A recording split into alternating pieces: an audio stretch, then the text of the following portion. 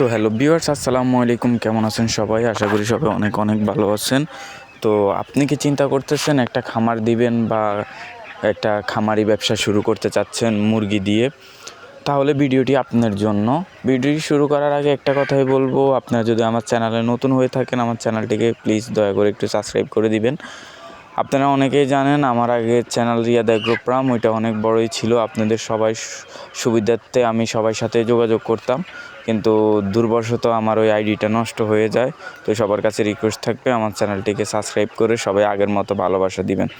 তো যারা খামার শুরু করবেন চিন্তা ভাবনা করতেছেন, তো তাদেরকে আমি বলবো যে আপনারা ছোট পরিসরে শুরু করেন। যে মুরগি দিয়ে শুরু করেন না কেন, ব্রয়লার মুরগি দিয়ে শুরু করতে পারেন, মিশরীয় ফাউমি দিয়ে শুরু করতে পারেন, দেশি মুরগি দিয়ে শুরু করতে পারেন। যেটা দিয়ে আপনি শুরু করবেন, প্রথমে আপনি ছোট করে আপনি শুরু করার চেষ্টা করবেন।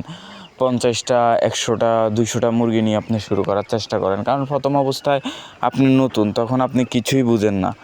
আপনার তখন কোনো ধারণাই নেই কীভাবে পালতে হয়, কীভাবে কী করতে হয়, আপনি কিভাবে পালন করবেন, কিভাবে লালন পালন করবেন, কোনো কিছুই আপনি তখন জানেন না। তো আপনি যখন অল্প পরিসরে শুরু করবেন তখন আপনি অনেক রকমের ধাক্কা খাবেন, অনেক রকমের ভাইরাস আপনার খামারে আসবে, আপনি চিকিৎসা করাবেন। ধীরে ধীরে আপনার একটা অভিজ্ঞতা হবে। ওই অভিজ্ঞতা থেকে আপনি আস্তে আস্তে বাড়ানোর চেষ্টা করবেন খামার। এখন আপনি প্রথম অবস্থায় যদি বড় করে শুরু করতে চান, আপনি যদি একবার লস খেয়ে ফেলেন তাহলে কিন্তু আপনি আর উঠে দাঁড়াইতে পারবেন না। কারণ তখন আপনি বেশি মুরগি করলেই ইনভেস্টমেন্ট বেশি হয়ে যায়। যখন আপনি অল্প স্বরে শুরু করবেন, আপনার খরচ কম, আপনি এখান থেকে অনেক কিছু শিখতে পারবেন, বুঝতে পারবেন। তখন আপনি ধীরে ধীরে বড় করতে পারবেন। লস হলেও আপনি পরে আবার উঠাবেন। আপনার ভুলটা কোন জায়গায়, ওই ভুল থেকে আপনি শুধরিয়ে নেবেন। অথবা আমাদের সাথে যোগাযোগ করলে, আমাদেরকে মেসেজ করলে ইনশাআল্লাহ আমরা যতটুকু জানি অতটুকু আপনাকে হেল্প করব। আমাদেরকে যে এটাই না যে আমাদের সাথে ব্যবসা করতে হবে, ব্যবসা করলে আমরা আপনাকে হেল্প করব, তাই না।